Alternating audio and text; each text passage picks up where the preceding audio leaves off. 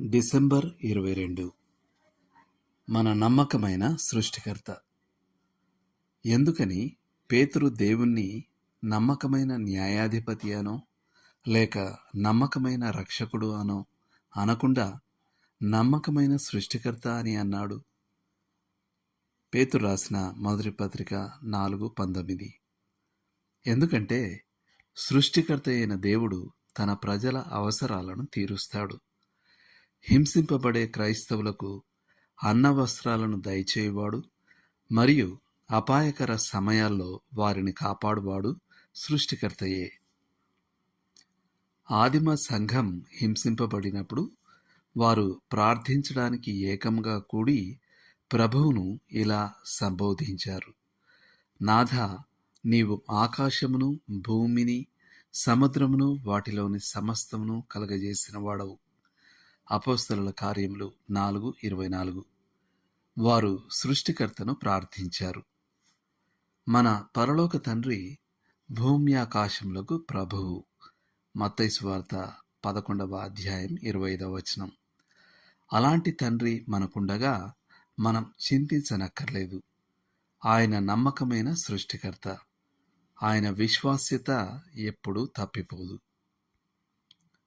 దేవుడు ఈ దుష్టలోకంపై తన ఉగ్రతను కుమ్మరించకముందు ఓ అగ్ని వంటి శ్రమ దేవుని సంఘానికి వస్తుంది.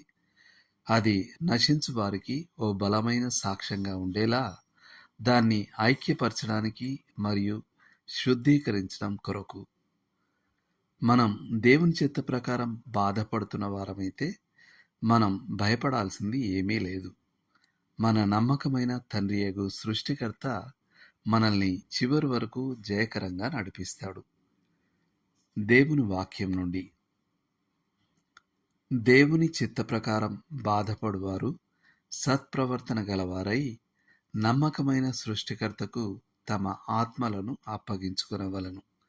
పేతురు రాసిన మొదటి పత్రిక 4:19. ఇతర లేఖనాలు: ఇర్మియా 32:17, విలాప వాక్యములు 3:22-23, ఆమోసు 4:13, 5:8, అపోస్తలుల కార్యములు 17:24-26 వరకు, మత్తయి సువార్త 6:24-34 వరకు. చేయాల్సిన పని: దేవుడు చేసిన 10 పేర్లు చెప్పండి. మీ గురించి శ్రద్ధ తీసుకోవడానికి ఆయనకు గల గొప్ప శక్తి సామర్థ్యాలను గూర్చి ధ్యానించండి. నమ్మకమైన సృష్టికర్తకు సమర్పించుకున్నట్లు ఆయనకు అప్పగించుకోండి. దేవుడు మిమ్మును దీవించునుగాక. ఆమేన్.